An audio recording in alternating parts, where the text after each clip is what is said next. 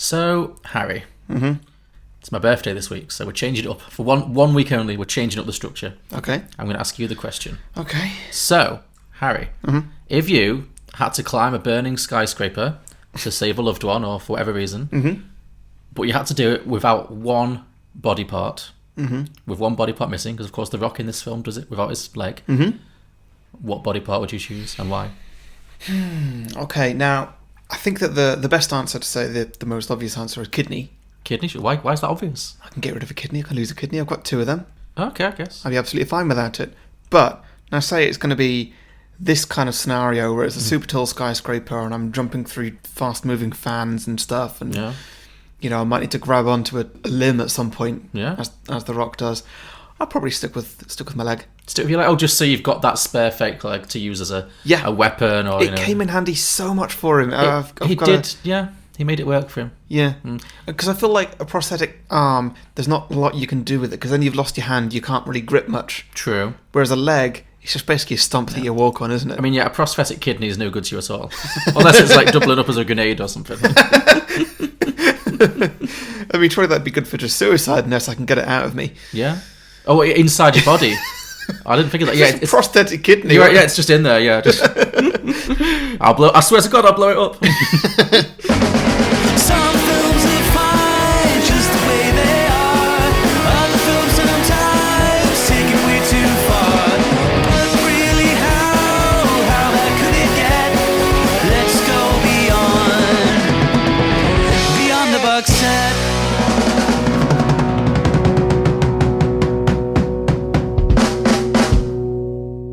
Welcome everybody to Beyond the Box Set, the podcast where today we are pitching prequels, sequels and spin-off ideas for Skyscraper.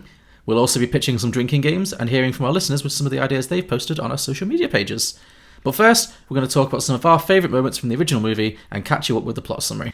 I'm John, the host with the most fully functioning limbs. And joining me... More than me? I think so. What have you got that I don't have? Wouldn't you like to know? And joining me as always, the host who'd struggle to scale a bungalow, it's Harry Chappell. You know what, listeners? There was a long pause there that John will have edited out. It was worth it. Thank you. Very good. Okay, well, happy birthday, John. Oh, thank you. I hope you enjoyed your one and only intro of the podcast. It's a lot of pressure, I'll be honest. I'm happy to hand it back over to you. Okay, yeah. Sure. Do you want to still do the end as well, or shall I... No, you could do the end. Maybe you can figure out how hard it is to memorise compared to the intro. All right, sure. Anyway, so Skyscraper. Skyscraper, yes. This one... This film, this perfect specimen of cinema. This 10 out of 10 movie. I stick with that. Okay. So for listeners who don't support us on Patreon, first of all, how dare you? But those who do get a bonus show called Beyond the Box Set, in which we review cinema releases. And back in 2018, we went to see this in the cinema, and we reviewed it then. And for those who have not heard it, Harry deemed this film to be a perfect movie. A 10 out of 10. 10 out of 10 perfect movie. Yeah. I didn't agree. No, Didn't hate it, but just... You wanted to save that for Little Women instead? Yeah, exactly. You know, I was waiting for that perfect movie to arrive. It took another 2 years, finally saw it, and it was, in fact, Greta Gerwig's Little Women. But, you know, we'll save that for next week's discussion. So I'm not really. Veto. Not really. Strong veto. I wouldn't do that to you. But yeah, you know, 2 years have passed and Harry's decided to bring it back around to the table for the main show. Yeah. So thought it'd be fun to put some sequels too. So tell me why you chose this particular film. It's just such a good film. Mainly because, and you know, listeners, you're probably wondering why I'm saying this is a perfect 10 out of 10 film. This film, it knows exactly what it is, and it delivers the best version of that imaginable. It delivers a version of that, I would say. I wouldn't say it was the best. Think? No, I think this film's really fun. I do. I wouldn't say it was like that was why I was... It's a silly action movie. 100%.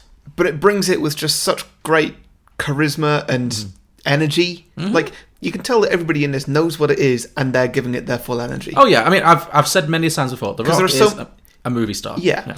There are so many films that try to be like this. That's just, you know, Vin Diesel is this latest action hero, and it's just not got the energy to it. No. Even like we saw Hobbs and Shaw last year. Yeah. Which is, I'd say, this sort of level of action movie, and that's got The Rock in it. And he's just not. I know what you mean. He's not at peak him. I think it's because Jason Statham dilutes him. Yeah, I maybe, think there's any room for Ron The Rock. I don't know if he's... Well, like, even in, say, San Andreas, which is another recent Rock one, The Rock fights an earthquake. Sure. Still not quite there. This one just, for you, it captures him at his best. Yeah. Yeah. Okay, I can see that. He just feels like his most relatable self, and he's everything he does. Like you don't sort of question the morals of anything that he does at all. Oh no, he's totally a hero. Yeah. Yeah. I don't know. I'm just comparing it to San Andreas. This one feels a tad more realistic. Oh yeah, this film is nothing if not completely realistic. But realistic is not what this film was going for. No. Yeah, I don't know. It's really enjoyable. It's just a silly action film. This is the perfect one. I'm still not going to agree with you that this is the perfect action film. I think there's some Schwarzenegger ones that I like better. You know, what examples have you got? Like stuff like True Lies and The Terminator. Just, I don't know. I think a lot of it comes down to the catchphrase. Hasta la vista, baby. Yeah, I'll be back. This time it's personal. Yeah. Got any duct tape? I mean, that's the closest this film comes to a tagline. Is there's a couple of times he talks about duct tape. Yeah, but also it doesn't try. There's no moment where there's a big pause and then The Rock says a line. No, that's true. Well, that's what it was lacking for me. Just like I did really enjoy the film. It just was slightly lacking in that kind of. It didn't really have an iconic moment for me. It was just good fun. Yeah, and it was just a little bit run of the mill. That was the only thing I'd say. Still really good, but just a bit run of the mill action movie. Okay, for me, my opinion. Yeah. Yeah, but I did enjoy it, and I really enjoyed watching it again. There's a lot to recommend it. It is short. That's one of the best things about it. It's just clocks in at 102 minutes, which is pretty perfect for this kind of film. Like I say, it knows what it is, and that is the perfect length for this. It doesn't bog down in like here's all the plot and here's all the backstory and this is why it's all destiny and this is always gonna none of that. I've now seen this film twice. Maybe you can help me on this. I don't really care because it's the kind of film where I'm glad they didn't spend too much time on it. I could not tell you what the motivation of the villain was. They wanted they wanted that USB stick. Yeah, they wanted the MacGuffin. The guy had. Yeah, and that had all the banking details of all the crime syndicates, or the top 3 crime syndicates in the world. Okay, but essentially, it doesn't matter. It really does. The bad guys want a thing. Yes, that's it. Yeah, and I'm fine for this kind of film. I'm fine with that. Do not waste my time. Yeah, exactly. Because it'd be so easy to waste your time trying to give that a bit of something. Yeah. Anti-fire measures activated. Stay on the couch. Should we evacuate? Evacuate? Yes, take a helicopter. Why would we do that? The building's on fire. The building isn't on fire. The 96th floor is on fire. We're more than 100 stories above that, and the anti-fire measures will keep it there. We're perfectly safe here, I assure you. So speaking of wasting time or not wasting time, should I not waste any more time and get to the plot summary? Dive into the plot summary. Yeah, I have more questions, but I'll throw them at you as they occur. Okay. So The Rock is playing a guy called Will Sawyer. Sure, yeah. Who is a security consultant. I mean, I'm just going to exclusively be referring to him as The Rock throughout the film because me too. It doesn't matter. No. Will Sawyer is like they just they just pick 2 common names out of a hat. Yeah. So he is he's been brought in to this massive skyscraper in Shanghai, which is the tallest building in the world by a large distance. The Rock he needs to authorize the top half of this building as secure, so that then they can start moving residents into it. Yeah, he has like a security consultancy, basically. Oh, I mean, actually, there is a bit of a prologue to this. There is. Where The Rock is on a SWAT team. Yes. This is like 3 years ago or something? The first scene of the film... like 10 years ago. The first scene of this film opens with a flashback. Well, we'd learn it's a flashback because the text scroll at the beginning just says 10 years earlier. But this is the first scene. It's a bit weird, isn't it? So it's not... 10 years earlier than what? So there's no context for what that means. Why not just say, 2008, It was just a weird choice of words because it wasn't flashing back from anything. This is where we were opening. It was like 10 years ago from something. It was almost like a long time ago in a galaxy far, far away. It was like, what does this mean? Yeah. Well, anyway, The Rock's on a SWAT team and this man is, for whatever reason, threatening to blow himself up inside his own house with his family. Yeah. You're never told why. No, I did enjoy the really crap hostage negotiator. Yeah. Who's like on the phone to him and he's like, I'm going to do it, I'm going to kill them all, crazy talk. And then he hangs up. And then one of the other SWAT team guys goes to her, can you get him back on the line? And she goes, he's done talking. Yeah. I've done my best. Yeah. It's in the hands of the gods now. Like, I'm pretty sure that's a huge no-no for hostage negotiations. You always try and keep them talking. You don't just say, oh, well, he seems like he's done. Yeah. I've done my job. You go in with the guns now. See how this plays out.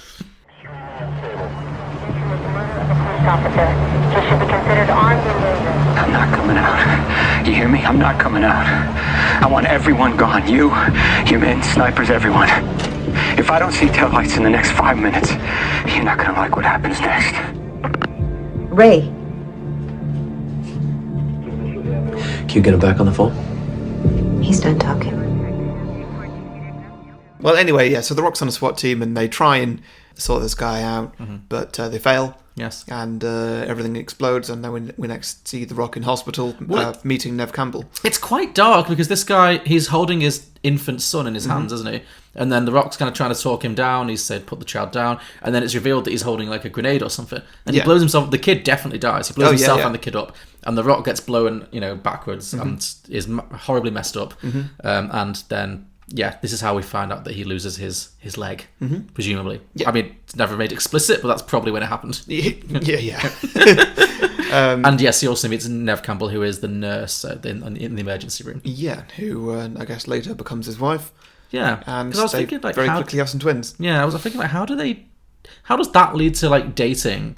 I could understand if it was like she was his rehabilitation nurse. She's just the emergency room nurse. He would have had to ask her out on the operating table. Like, I guess, yeah. So if I live through this, he does have a lot of charisma, though. I mean, he does. Yeah, she probably would have been like. She might have been like, I will take your patient number. Yeah. She seems like the kind of gal who kind of goes for what she wants. Definitely. Nev Campbell had a lot of agency in this film, which I really enjoyed because I really thought she would just be the wife. Also, it was nice to have that, and also to have the main action hero's wife being somebody of his own age. Yes, I like that too. She felt age appropriate to him. It wasn't Margot Robbie. Yeah.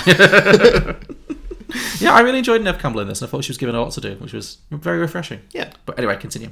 Yes, so back to present day. So he's authorising this building, whatever. He gets given a tablet, which has some very crap security on it. It's just your basic iPhone facial recognition. And yeah, it was, wasn't it? I mean, like a password would have been better, let's be honest.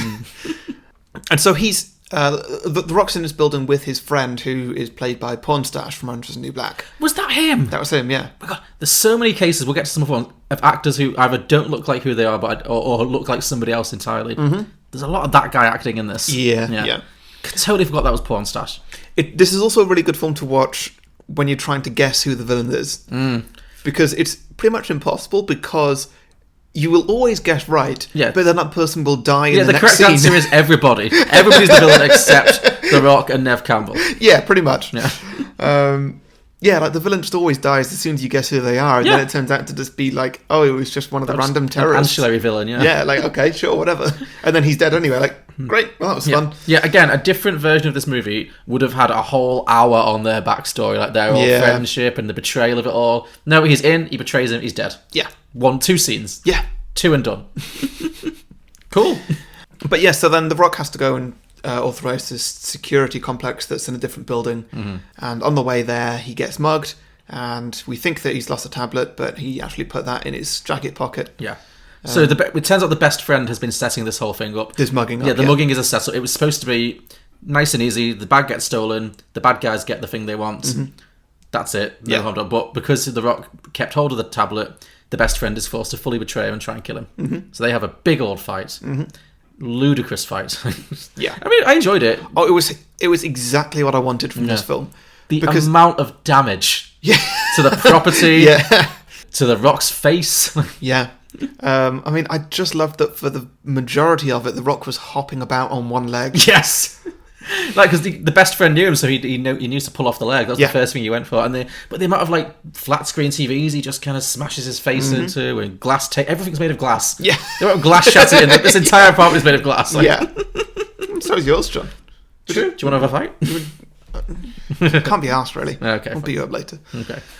Well, that fight gets concluded by the guy accidentally shooting himself in the chest when The Rock jumps on him. Yeah, just so The Rock is fully the hero. He can't shoot his best friend, even in this scenario, so it has to be an accident. Yeah. And then pretty much the moment that happens, a SWAT team comes in, and The Rock like just makes it out alive. Yeah.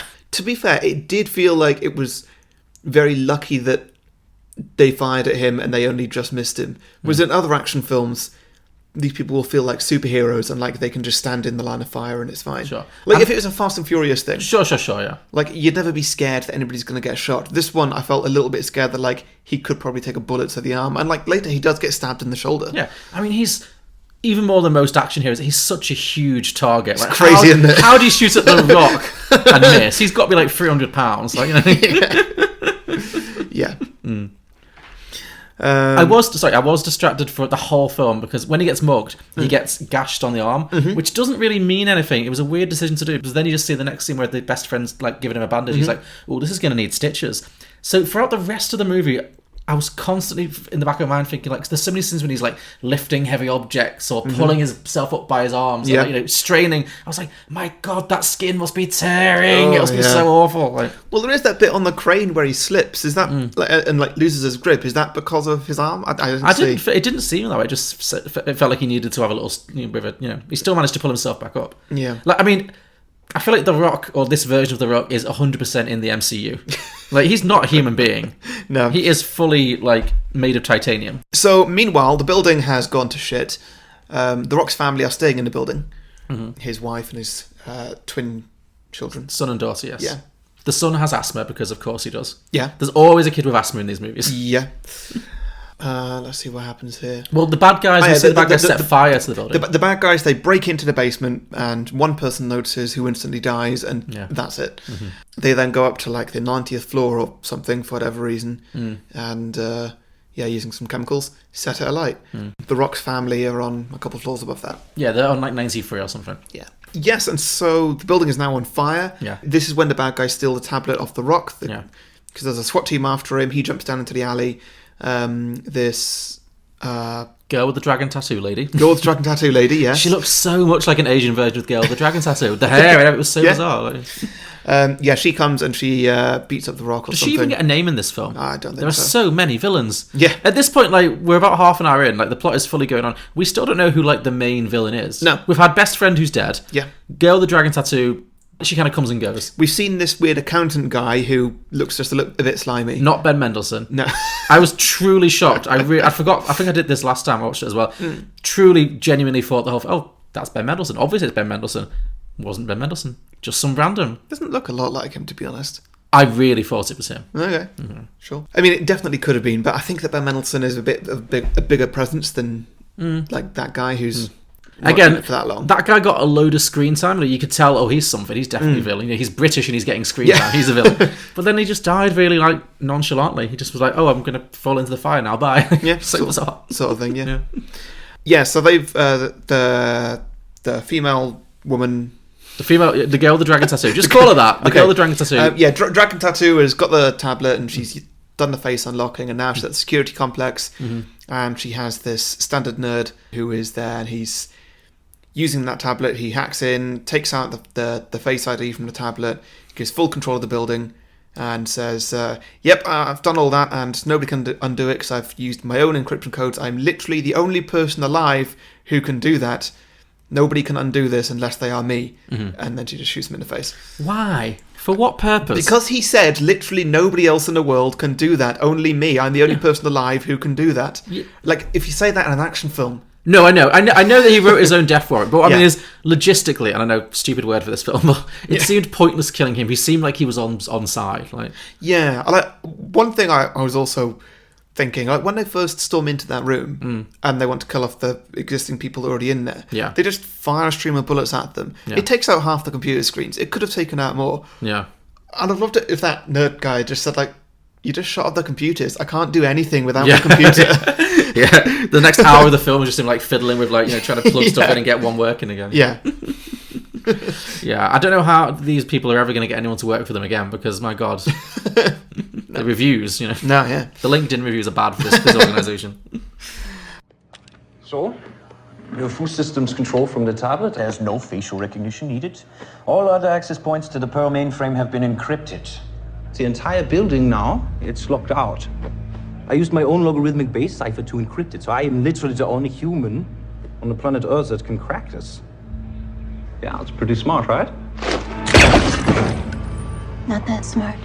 Anyway, so they've got full control of the building. They set alight the 90th floor or whatever, and then they shut down all fire suppression systems.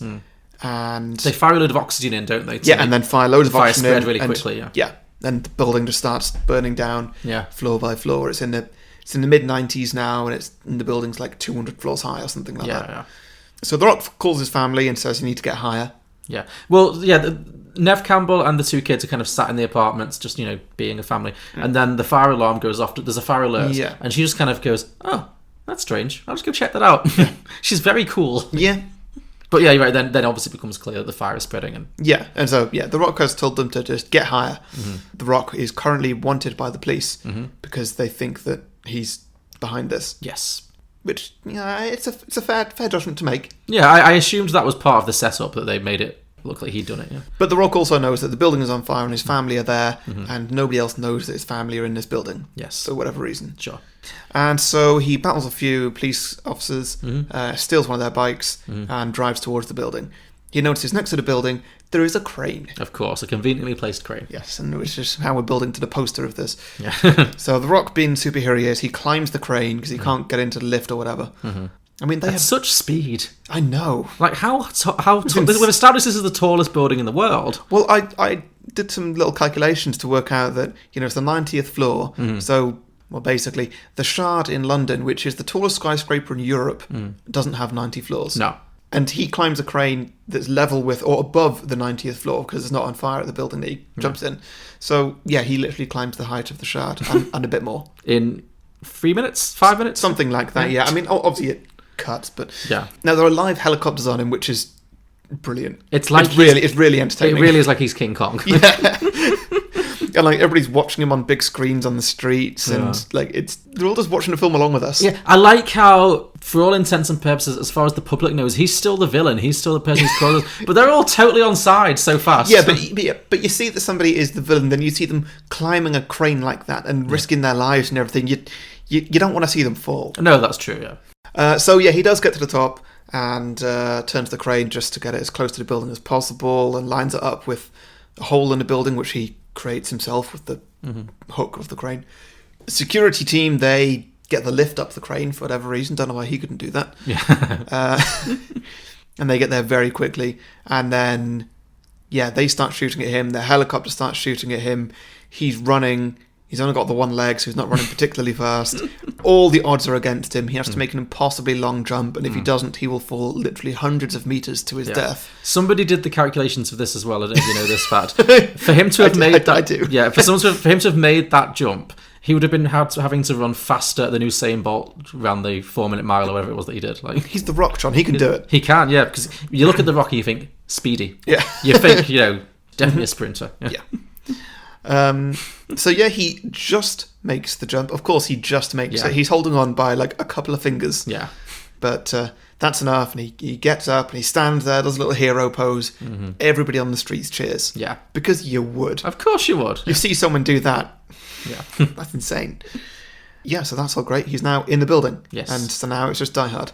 Essentially now we are just in Die Hard mode. This film is 100% Die Hard. Yeah. What happens next? So we haven't talked about the guy who owns the building. Oh, yeah. Who's the one that all the terrorists are trying to capture, I guess. Or they want his tablet, but it's on his person at this point still. Yeah. So he's on the top floor with not Ben Mendelsohn and some security guard. And they're kind of waiting out because there's a fire down on the 90th floor, but he would never make it up here, so we'll just stay where we are. And they were like, no, you need to leave. Eventually, he agrees to evacuate the building, so he tries to get on the helicopter, but then it turns out that not Ben Mendelsohn is a traitor.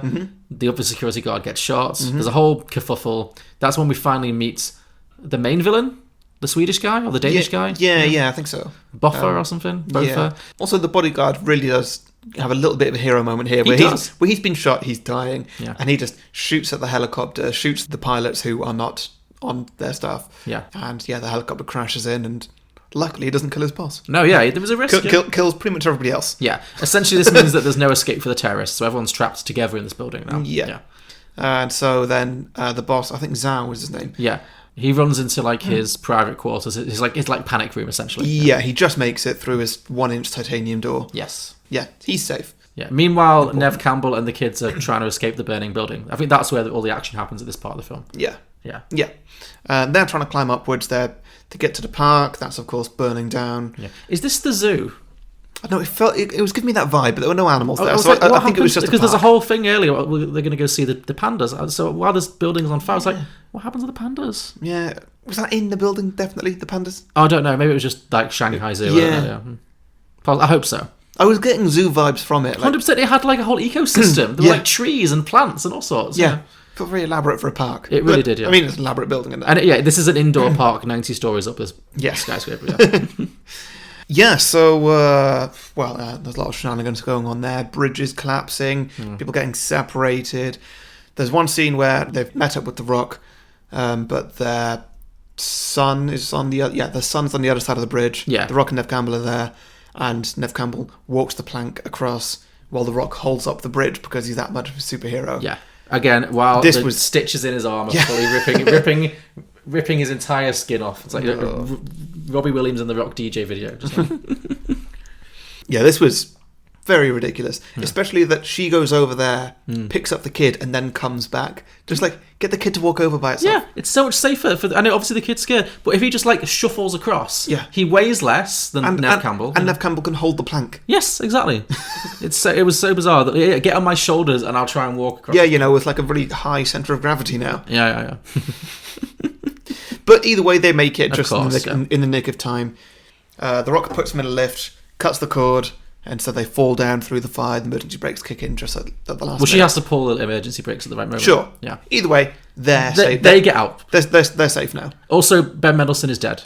Yes. He got thrown into the flames at this point. Blown up by a helicopter or something. No, he was the one who tried to kidnap the kids. Oh yes, and then the Rock turned up at the last minute and threw him into the flames. That was it, yeah. Yeah. So then it's just the Rock and his daughter, because his daughter's got separated from the mum and the son. His daughter gets taken by terrorists. Yes, she's been kidnapped, yeah. Yeah, and taken up to the very top. And so the Rock... they say, hey, the Rock, we need you to get in through the big titanium doors to go and get Zhao. Yeah, he needs to breach the panic room, and if not, they're going to throw his daughter off the top of the roof, basically. Unfortunately, the only controls for those doors are in the middle of the wind turbines, which are these massive spinning blades. Mm-hmm. So the Rock has to scale the side of the building using reverse duct tape on his hands and feet. Yeah, which was great. Yeah, again, do you think this film is legitimately sponsored by duct tape? I don't know. It did seem oddly placed in. Like, it wasn't quite a running joke, but it was certainly mentioned more than it just to be incidental. Mm-hmm. Like, he literally says this is probably the closest this film has to a tagline is, if duct tape isn't working, you're not using enough duct tape. Yeah. Which really feels like an advertising slogan for duct tape, you know what I mean? Like, yeah, pretty much. Yeah. If you can't fix it with duct tape, then you ain't using enough duct tape. Yeah, and so he does this incredible scaling of the building thing. He's got a rope that's attached to this weird ornament that happens to be bigger than the window. Sure. Yeah, and he's got to scale the side of the building. You find this wind turbine, jump in, cut a cable in classic the middle of action movie stuff, yeah. And then the fire has got that high that there's going to be an explosion, and he jumps out without even trying to calculate between the blades, and he makes it, even though he could have been cut in half, like sideways in half. Mm-hmm. That would have been weird. That would have been an abrupt end to this film, but yeah. Yeah. Would have been a great use for, like, his leg to get chopped off. Oh, yeah, and everyone's like, oh! It's a fake leg. Yeah, his prosthetic leg. But no. That would have been the time to reveal that the leg was fake. Just don't bring it up until now. Just wait, just really hold off on it. But they use it to much, much better... They do. Thing where... So he just jumps into his robe. He manages to get his prosthetic leg tangled in the rope. He falls along the building. A bit of the building falls off that his rope was attached to. He's now dangling upside down. The leg is the only thing attached to the rope. Yeah. He can't reach his leg. No. And his leg is about to fall off. Again, it must be made of titanium, this leg, because it's supporting... That and this like flimsy rope is supporting the weight of an actual giant. Yeah. Yeah. So he falls out of his leg. That's a weird sentence. But accurate. He falls out of his leg. His leg is yanked off. He does a little flip in the air. Yeah. And he catches it. Yeah. And then he scales the building, just climbing this rope. Again, people on the street all watching. Oh, yeah. All gasping, cheering, all the appropriate moments. I mean, how can they see him? On the helicopter cameras. Oh, they're still circling him. Okay, I think, yeah. Okay, fine. Because, like, it's entertaining, isn't it? Sure, yeah. You'd film it if you could. Yeah, and he climbs up and he gets in, and that's fine. The doors have opened, but they start to close. This is the best bit of the film. It is. This is where it peaks. When the doors start to close, and instead of just hopping over to the door and just going through, which it feels like it takes a long time, which he definitely could do. Yeah. Definitely had the time to do. He reels in the rope that has his prosthetic leg at the bottom of it. He grabs it. He just sort of swings it round himself and throws it into the door. And he stops the door, walks through it casually, and picks up the leg. Yeah. It's great. Fine. This film found a lot... Completely unnecessary, but just like... You can see that the writer's room were just like, okay, what can we do with a prosthetic leg? This film found a lot of uses for a prosthetic leg. Yeah. I think that's how the writing started. I was disappointed he never beat anyone to death with the prosthetic leg, as far as I remember. No, I mean, his best friend did beat him a little bit with the leg. Yeah, actually, no, he did, you're right. There was some... I don't think it would be in character of The Rock to beat somebody to death with a blunt object. Well, not to death, but just to, like, you know... I mean, he decapitates someone at a certain point. Does he? With sword, at the end. Did he decapitate them? I felt like he did. When he pulls the sword... We're not there yet, but when he pulls the sword out of his holster, it just seems like he fully decapitates someone. Oh, I missed that. Anyway, so... Then we get all the exposition of what the red memory stick is. And, because he's in the room now with the tower owner. Yeah, and... Yeah, then The Rock says, well, they've got my daughter, so whether you want to come or not, I'm going to take you up there. Yeah. And you can't stop me because look at me. Yeah.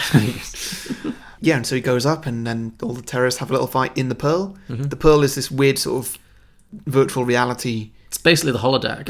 Yeah, it's basically a holodeck or like a room full of mirrors sort of thing. There's a lot of like people thinking that somebody's behind them or in front of them, but they're actually behind them. When The Rock is first introduced to this room at the beginning of the film, it's all double-sided kind of mirrors or screens, double-sided screens. Yeah.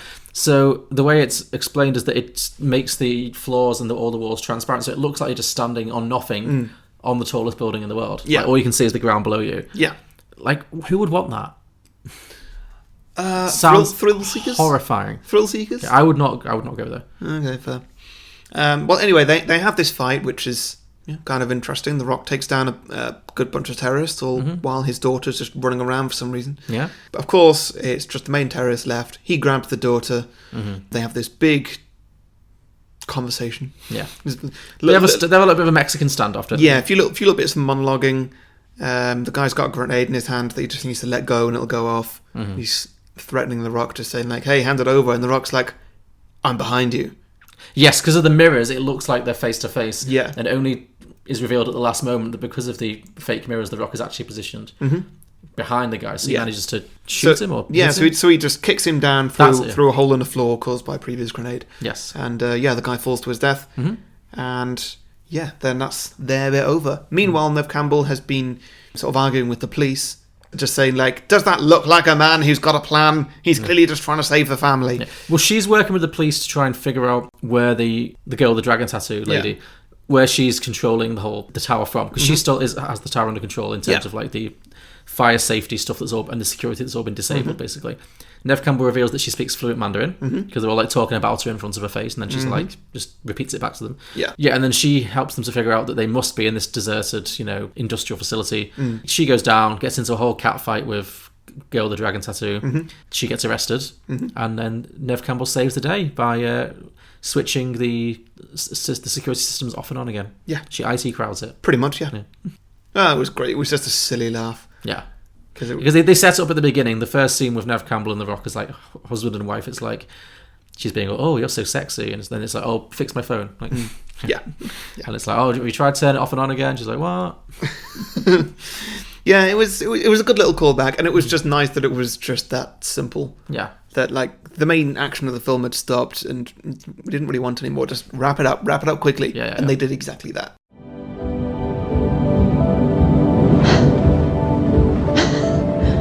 It worked. How the hell did you do that? I rebooted the control systems for the entire building. I turned it off and on again. Yeah, so that is pretty much the end. Yes, so Nev Campbell manages to turn on the fire safety, so suddenly all the sprinklers come back on. Yeah, the building puts itself out. Yeah, and then The Rock gets out, obviously, with his daughter and the billionaire guy, and then I think it's like... The last line is something like, so what do we do now? Rebuild. Which I'm pretty sure is also the last line of San Andreas, when an earthquake hits California and just knocks. It's the last whole line of state every over. action film ever. If something gets destroyed, the last line is always rebuild. Mm-hmm. Yeah. I mean, this movie was written entirely in cliches. Oh yeah, yeah. Yeah, and so that is Skyscraper. That's Skyscraper, yes. It is. That was a thoroughly enjoyable, if entirely generic action movie. No, I mean, it is. That's fine, you know. Yeah, I'm never going to agree with you that it's a 10 out of 10, but as for what it is, it's very, very good. It's perfectly enjoyable. Sure. What are you going to do now? Rebuild. Okay, should we do drinking games? Please, yeah. Okay, first up, I've got drink whenever his leg is a plot point. I mean, obviously, yes. Anytime it comes on or off, goes off his body. Yeah. That's a drink. Absolutely, yeah. Okay, drink for FaceTime. Yeah, and sure. a lot of time on FaceTime in this movie. Yeah. Okay, drink whenever The Rock gets an injury that would incapacitate a normal person. Sure. I mean, the amount of just damage to his head. The amount of times his head looks like thrust against a piece of glass or a heavy... Yeah. He gets like a shard of metal that's like 3 inches long embedded in his shoulder. Yeah. And he just pulls that out, pours a little shot of vodka on it, done. Yeah. Just duct tapes it up. Duct tapes it up. It's the way, yeah. Like, there's no way that you could carry on doing anything if you had a stab wound like that. No. Especially using your arm, which also has a very nasty gash on it Yes. from earlier in the film. Indeed, yeah. He's definitely got some form of concussion from his fight with his best mates, but he just powers through it all. Yeah. Because he is The Rock. Okay, drink for action movie cliches. I'm thinking of specific like lines of dialogue or, just... there's so much of it in this film. Whenever somebody dodges bullets. Someone dodges a bullet, just any kind of line, like, we've got your daughter, or... Yeah. Somebody jumps and just holds on to something. Yes, it really is. It ticks every box. Yeah. Okay, last one I got is drink whenever you see a schematic of the building or a map or something. Because they're in pretty much every other shot. Cool, okay, well, I guess that's that. Before we get to our sequels, just want to let the listeners know we are available on Patreon. So if you feel like supporting us, if you feel like we're worth it, which I feel like we are. Yeah, I've got good self-esteem. I think we're worth it. Maybe you listeners agree, I don't know. But you can go to patreon.com/beyondtheboxset. If you do, you get a few bonuses. You get a bonus show where we review the films that we see in the cinema. Yeah. It's quite a lot on there. There's over 100 episodes, I think. Yeah. Also, once a month, you get a 30-second advert slot on the main show. You can talk about whatever you want, probably your own podcast. But if you have one, or any product you want to sell, or just something you like. It doesn't even have to be your thing. Yeah, or just talk about yourself. Talk about yourself, yeah. Also, once a month, we do a Patreon episode where we get a patron to choose a film for us. Yeah. You can guest on the show if you want to. You can come in person or do it virtually or not at all. It's up to you. Yeah, we had Finn Ross Russell from Passport People, one of our a good friend of the pod, came down last week to do Moonrise Kingdom.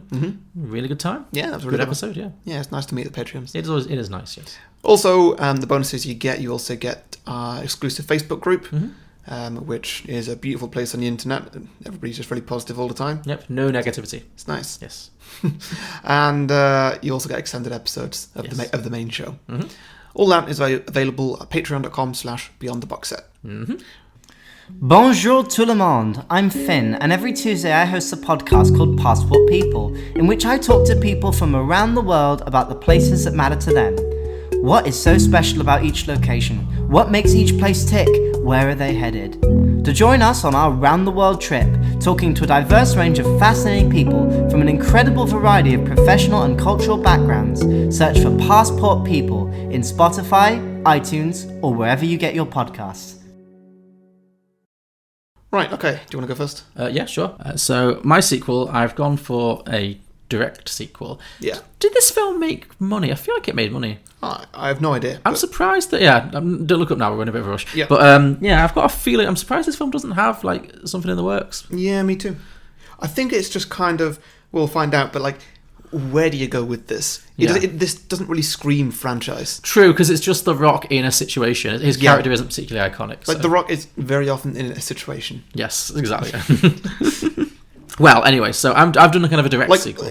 I wanted to do a Rock film this week, and it was between quite a few. We could do a whole season on The Rock. We absolutely could, yeah. I mean, it wouldn't be as good as Glenn Close, but No. And just also, I don't really want to. I think I might get a bit samey. Yeah, I think it would probably get a little samey. Like we were just about all right with the action movie. Yeah.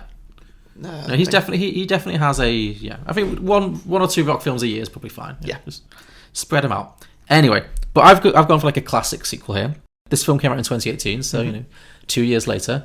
Because I was kind of inspired by the last line of the film, which, as we mentioned, was, "What do we do now? Rebuild."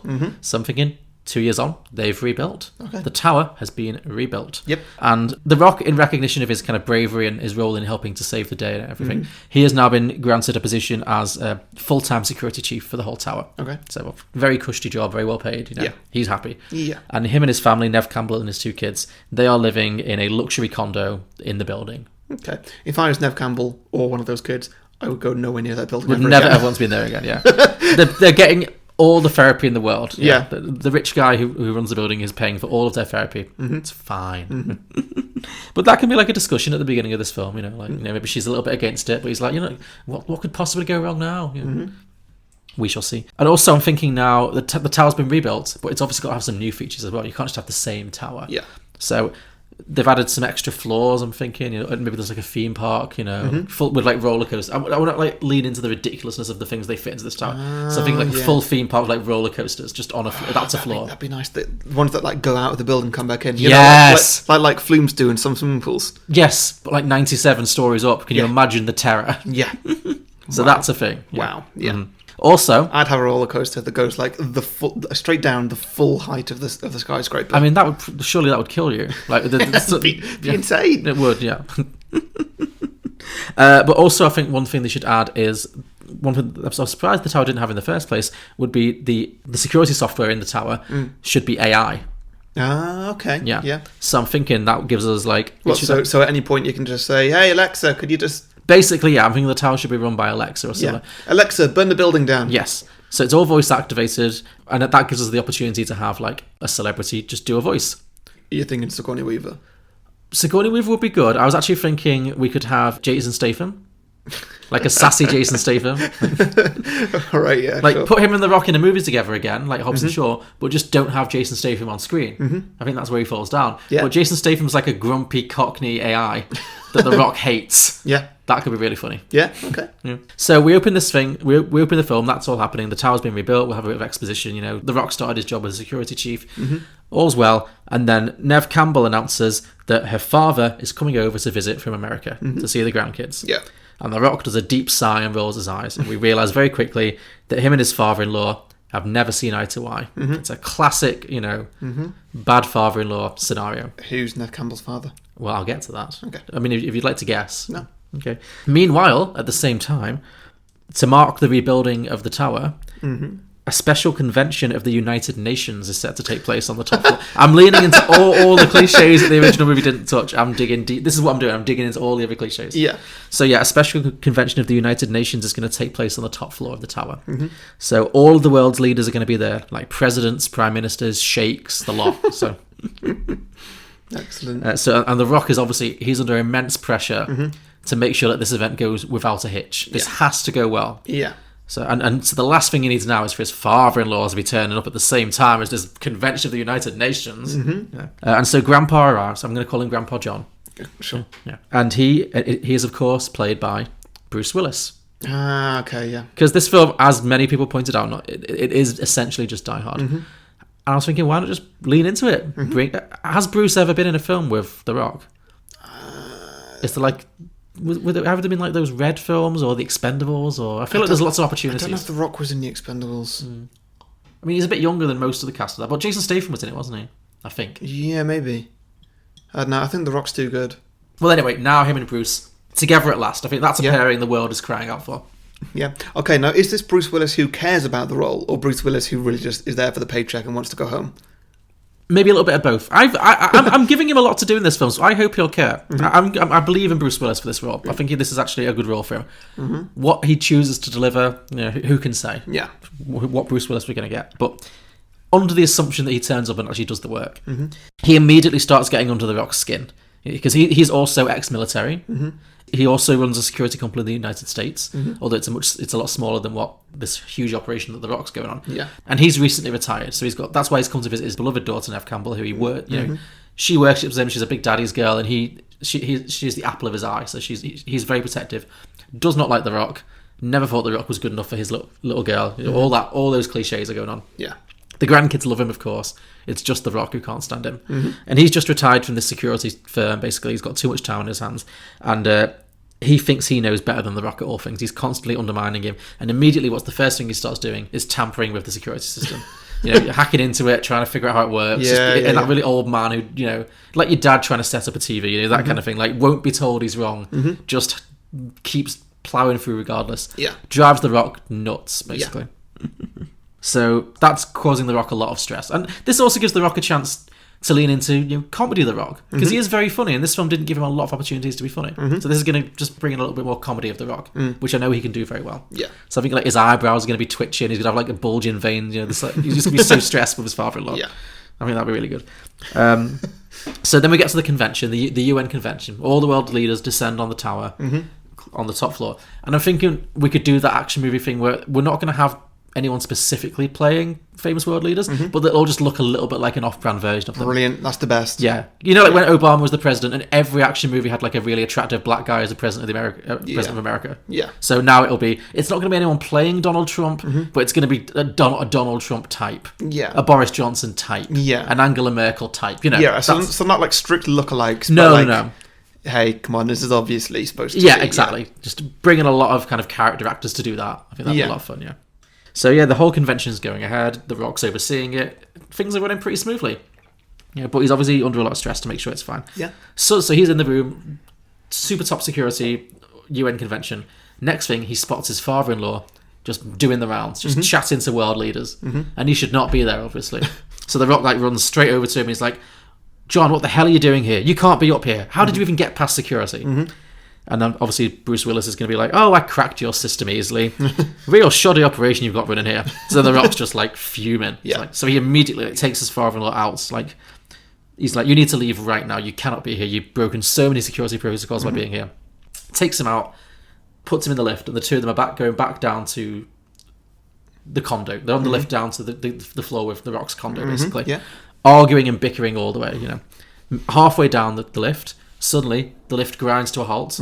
All the lights flicker and go out. Power in the entire tower, dead. The whole thing's dead. And they're now like, what did you do? Yeah, they blame each other, of course. Yeah. But ultimately the building has been breached. So first of all, the two of them have to work together to figure a way to get out of the lift and to get back onto the right floor. So of course that's going to involve, you know, we're going full Die Hard again, climbing out at the top of the lift, you know, scaling the lift shaft, getting onto the right floor, and then maybe climbing down a floor outside as well. Yeah. Just imagine The Rock doing that again, but also with, you know, Bruce Willis, age 65, also insisting he goes first, you know. Yeah. Both doing it together, you know, lots of fun. They finally get back to the penthouse and they find it's empty. Nev Campbell and the kids, nowhere to be seen. So immediately concerned. So The Rock's like running around looking for them, you know, screaming out her name, you know, whatever it was, I can't remember. Sarah, yeah. So he's very panicked at this moment. Yeah. And then suddenly the apartment gets a video call, you know, on the big flat screen TV they've got mounted on the wall, you know. Yeah. The Rock answers it and sees Botha, the main terrorist from the last movie. Oh, right. Yeah. Oh, so he didn't die. Did we see a body? No. What's the first rule of action movies? If you don't see a body, they're not dead. Yeah. All right. So then it's him, and then we get a huge exposition dump now. Okay. And we get a flashback to the previous film where we see where The Rock threw Botha off the roof with a grenade in his hand. And then we see him falling, he's falling. Yeah. He throws the grenade, tries to fling it out of his way while he's falling. It still explodes, but explodes in such a way that it knocks him back into the building. All right, okay, sure. So he's like passed out, you know. He comes to a few hours later, you know, in the wreckage of the building. Okay, yeah. Finds lying next to him the charred body of one of his henchmen with a parachute. Oh, great. So then he gets the parachute on, and when the heat dies down downstairs, he just quietly parachutes to safety. So that's how he got out alive. Yeah. So then The Rock's gonna be like, I can't believe you got out there in one piece. That's insane. and Botha goes, almost, and he lifts up, hook for a hand. Great. He's got full. So he's full of resentment now. Yeah. He lost a hand in the explosion. Or whatever.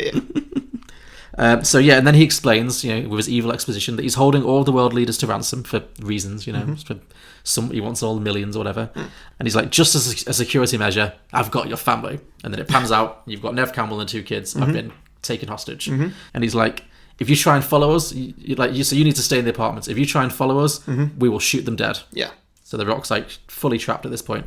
So then he does his little evil cackle and he hangs up. But Bruce Willis hasn't been part of this conversation. He's in the building, but he's not on camera. Yeah. So then, turns out, because he's not supposed to be there, right? Like, he's not part of the terrorist evil scheme, because he's just some random, Nev Campbell's father-in-law's there. Yeah. They don't know that. So he's the unknown quantity. So they're tracking The Rock. They're like, if he leaves the apartment, they will shoot his family. But they're not tracking this guy because they don't know who he is. So Bruce is like, I need to go and save my daughter. You need to stay here. So they have to learn to like trust each other, basically. The Rock has to like reluctantly agree to let Bruce go up and rescue Nev. Yeah. Meanwhile, The Rock has to stay in the apartment and just try and like stall for time with the terrorists, like, keep communications going. So then The Rock's kind of trapped in the apartment trying to distract the terrorist, while Bruce Willis, full diehards, just up the building. Basically, he gets to have this part of the movie. Yeah, and I'm thinking that Nev Campbell and her kids, I want Nev Campbell to rescue herself. Bruce Willis is going to go up there, but I don't want her to just be like, because she was so good in this movie, I don't want her to just be like the damsel in distress. Yeah. So I think she rescues herself, but at the same time, Bruce Willis turns up and she's like, well, I'm here. I'm thinking she should be being guarded by Dragon Tattoo Lady, who got arrested in the first film, so she's now broken out of jail. Sure. Yeah. That can be a flashback or whatever. Yeah, so she's got it, so they can have like a rematch, basically. I've not written exactly what happens, but there's definitely going to be some kind of big fight where Nev Campbell's going to like kick her ass, Yeah. So Nev Campbell's going to, and her kids, she's going to rescue the kids, meet Bruce, and they're all going to head back down. And it's going to lead to, and that once they're out the way, that means that The Rock can now join the fight, because the kids aren't being held hostage anymore. Yeah. Like, the kids, they can just get the lift out. I don't care about the kids. I don't want them to do hard this. Maybe Nev gets them out as well. But it's going to end basically with a showdown with The Rock, Bruce Willis, probably on the top of the building again in the baseball or the pearl, whatever it was called, the sphere. Probably had that also been upgraded to give us something new. Maybe there's, I don't know what that is now, but 4D. It's 4D, yeah. Perfect, yeah. Maybe Jason Statham. Maybe the whole thing can sort of spin around a little bit just to make things like uphill or sideways, or or maybe they end up on the fun fair. That's a good place for the showdown. Maybe the showdown's on the fun fair. Yeah. Or if it's on the holodecky kind of thing, maybe this is where Jason Statham as the AI, maybe he becomes a big part of it, and maybe on this floor only he can be projected like a hologram because of all the screens. Yeah. Maybe the terrorist Beaufort doesn't realise that exists, so he just thinks it's another person, and so the Jason Statham AI distracts them, gets shot, like keels over and like appears to be dead, and then at the last minute it's like, I'm a computer, bitch, and then The Rock's behind him and like shoots the terrorist. And I'm just thinking ultimately, good triumphs over evil. Bruce and The Rock managed to finally kill the terrorist, or at least throw him off the building again until the next sequel. Yeah. And save all the world leaders, save the day. Yeah. And that's pretty much it. So, okay, yeah. Very generic, but I just want to tick into some cliches. Did it have a name? I don't know. The Skyscraper 2. I want like something like Family or Fathers, or I don't know. What can we do with this? Or maybe Skyscraper 2, The Next Level. The Next Level. The Next Level. Yeah, that works. That works. And the next level is mending your relationship with your father-in-law. Yeah, sure. Okay, so mine, if I may. We start off with a news report giving us a catch-up on the events of the original film, similar to how this one started with loads of news reports, and catching us up on what's happened since. The Rock's business has gone bust. Oh no. Given that he was about to clear the building for people to move into, and if he had, then about 7,000 people would be dead. Ah, yikes. Because most of the building burned down. Yeah. And there was not really any kind of escape clause. That's a good point. He didn't do a good job. No, he did a very bad job. Yeah, maybe he shouldn't. He was good at saving his family. Yes, but he didn't. Yeah, he didn't anticipate what was going to happen. Yeah. No, good point, he didn't clock that the building security was crap. Anyway, since the fire, the Shanghai authorities have banned buildings over the height of 2,000 feet.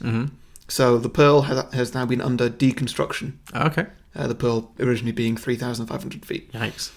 What could have happened could have resulted in a serious loss of life if people had have been in the building, or the building could have collapsed. That's true. All that fire damage, that's a real hazard. Yeah. Like, if that had fallen over, then that's a lot of Shanghai damaged. Yeah. So, anyway, the billionaire guy, Zhao was his name? Yeah, I think. He's left the project and is currently overseeing the construction of a new building. Okay. He's gone to Singapore, where there are no height restrictions. Oh, so he is trying to rebuild, just in a different place? Yeah. Okay. His new building will be twice the height of the Pearl. Oh my god. And twice the girth. Twice the girth? Yeah. Is it called girth in construction? I don't know. Okay. I mean, girth's surely got to have more than one meaning. More than one use, I mean. Sure, I've never heard it used in construction, but you do you. Yeah. It's a girthy old building, sure. It's the first word that came to mind. Okay, well. So, yeah, this one is now 7,000 feet high. Good grief. Which is... I mean, is that, like, technically in space? That's 1.3 miles or 2.1 kilometres. Gosh. It's pretty insane. Yeah. Is there, like, atmosphere? Like, how tall is Mount Everest? Mount Everest is it 8,000 metres? Something like that. So it's smaller than that? Maybe 8,000 feet. Yeah, it's smaller than that, I think. But only by, Yeah. Like, it is lower than what commercial airlines fly at. Okay, so that would also be an issue. Yeah. So it's going to have over 400 floors and house about 40,000 residents. Right. It's going to be quite insane. Though it has a very large girth.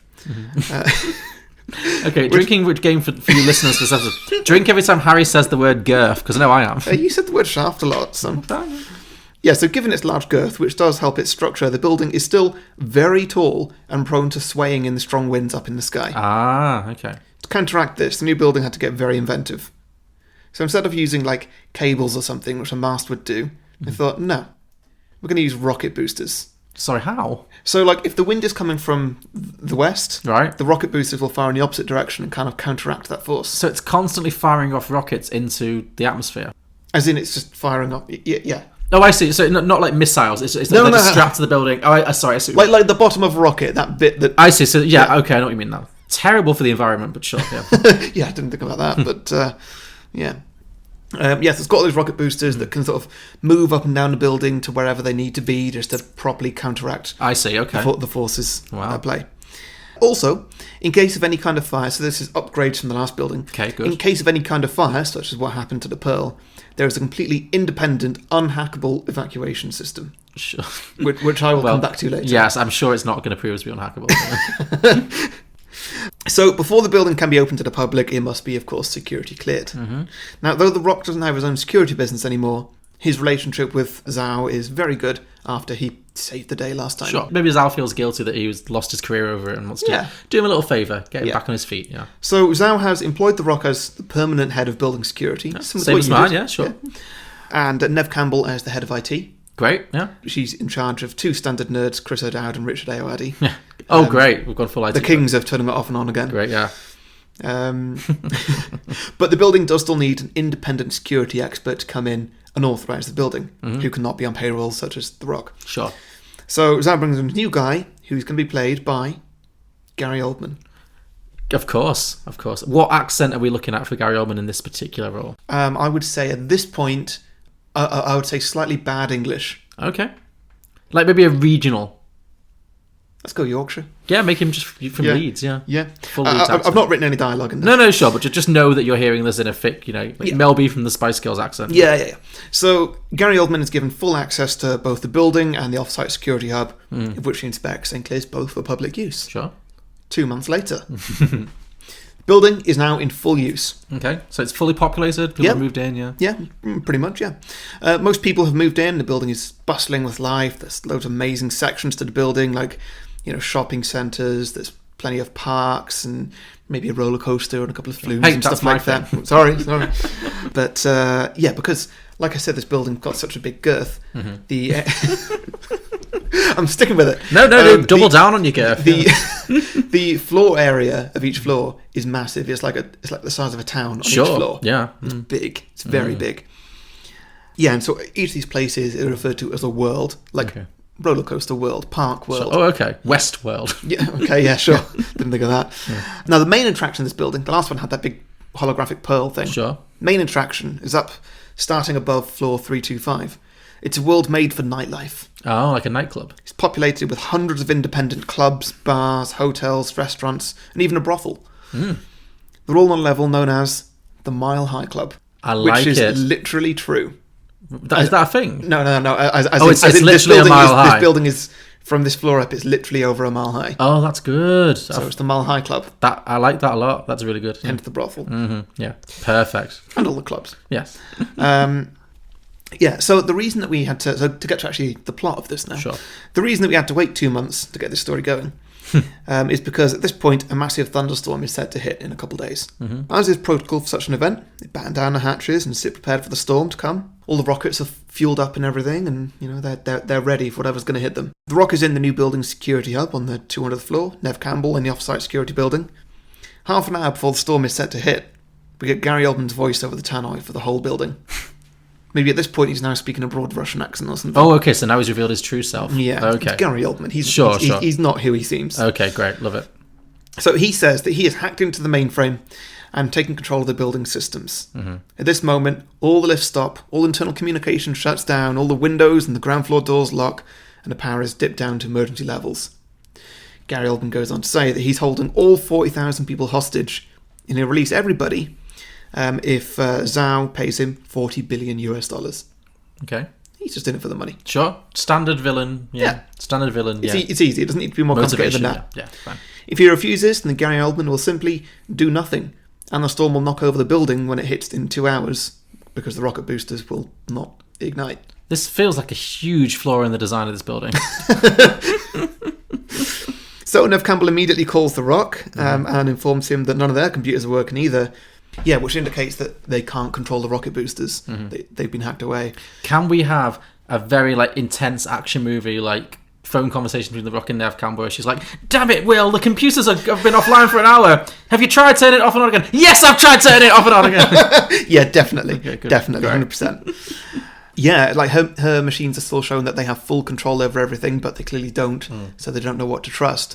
Right. The Rock says the rockets aren't hackable. They don't know if the rockets are going to work or not. Right, okay. It's all very iffy. And basically from here, I'd like it to be The Rock against a load of terrorists, exactly like Die Hard. Sure, yeah. There's a lot of terrorists in the building, and The Rock is just trying to get everybody to safety, which is sending them up the building, because that's into the safer part where the escape thing is. And he's got to fight off a load of terrorists. Okay. Definitely need it at some point where, because the lifts aren't working, maybe all the stairs are blocked off as well, he needs to change floors. Yeah. Meaning he needs to go outside of the building. Sure. That's got to happen. Of course, there's got to be more scaling of the walls, yeah. Yeah, a lot of duct tape going on. Well, I think, because there's while terrorists are shooting at him from inside. Yeah. I think what should happen is to give Nev Campbell a bit more agency again, because I think she was a good part of the first one. Because this one's populated, there's 40,000 people. Maybe they need to evacuate it floor by floor. So while he's chasing down Gary Oldman, she's going from floor to floor, getting people off. Okay, yeah. When I say getting people off, I mean getting them out getting people out of the tower. Yeah, yeah, sure. Okay. Yeah, so maybe she's evacuating the lower levels. Yeah, just working her way up. Yeah, exactly. Women and children first. Just give her something to do while The Rock is just scaling the building, and they can be in constant communication. Yeah, sure. Yeah. So I think that I'm going to have The Rock scaling the building, because maybe Gary Oldman's at the 180th floor. So he's got to be on the top. Yeah, so... or close to the top. Yeah. Oh, no, I was going to say that a bit lower. Okay. Maybe in the middle of the building there. That's where all the systems and stuff are. Oh, okay, sure. There's all the control systems for everything. So yeah, I'd like The Rock to jump down there, have a bit of a fight, and he's gonna lose. And basically, what I want to build, The Rock will lose. Yeah, the Rock is he knows he's going to lose if he just tries to fight these guys. Sure. He's outmanned. He's outmanned. They're all bigger. Maybe there's a few of them that are literally bigger than him. Oh wow. Yeah. Maybe Gary Oldman's not come empty-handed. No. Gary Oldman has recruited an entire team of professional wrestlers for this, Russian wrestlers. Yeah. Something like that. Yeah, I wanted to get down to the very last minute and The Rock to say, to Nev, just do the emergency evacuation, do it now. Yeah. And then what I've got planned to happen is all the rocket boosters, which it turns out are still working, they were unhackable. Okay. They all position themselves at a certain point in the building, pointing downwards. They fire at maximum velocity. The building breaks in two. Flies into the air. The top half of the building just flies off into the air. With Gary Oldman inside? Nope. That's got the remaining 30,000 people in it. So that's how they're escaping. They're flying off to safety.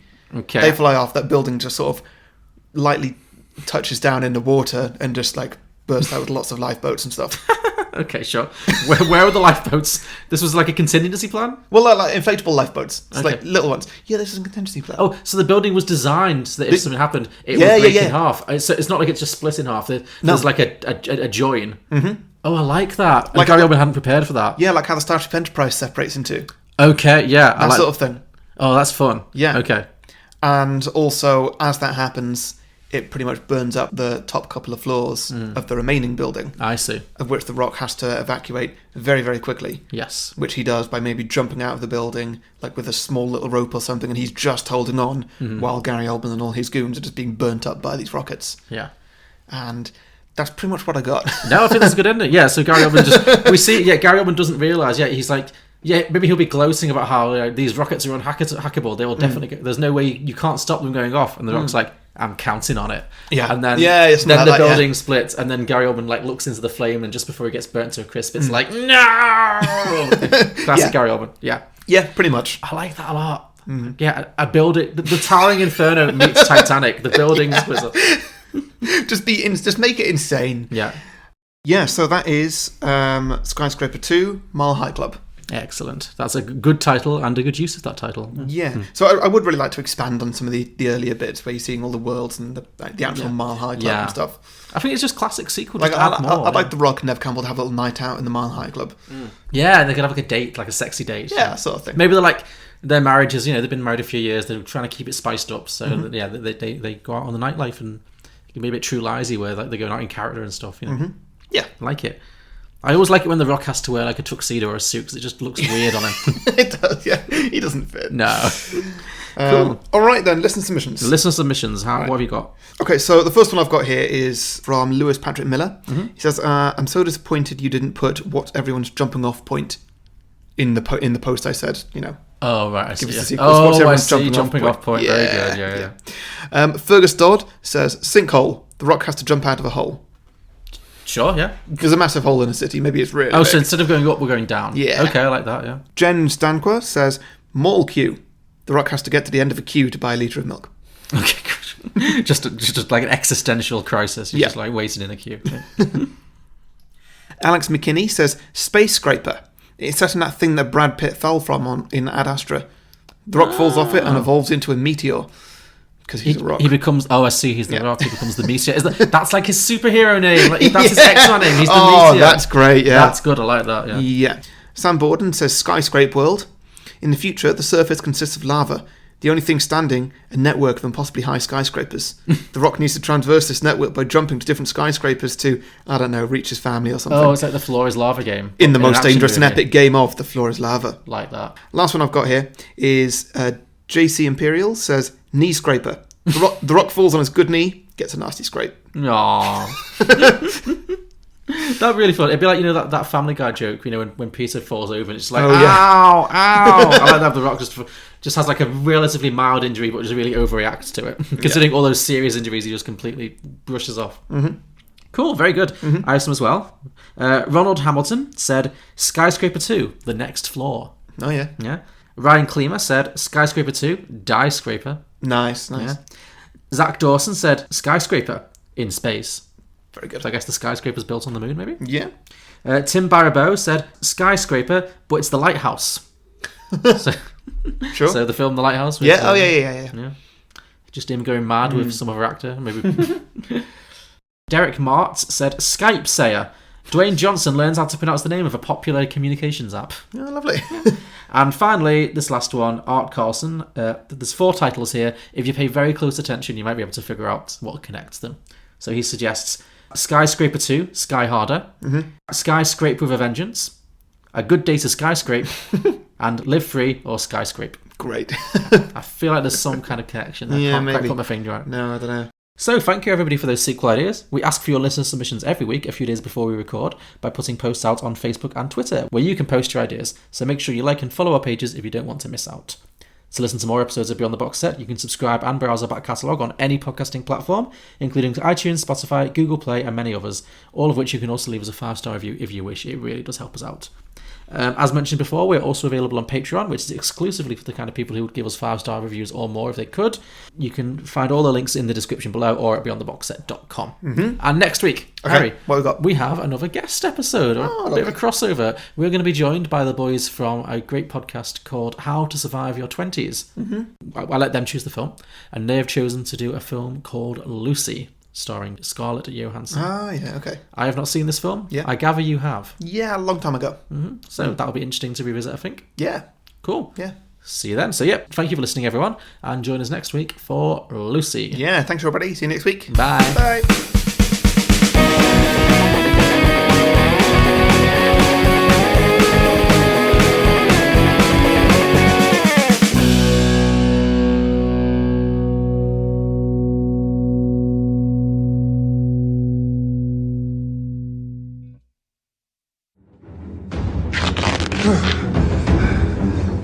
Can't fix it with duct tape. Then you ain't used enough duct tape.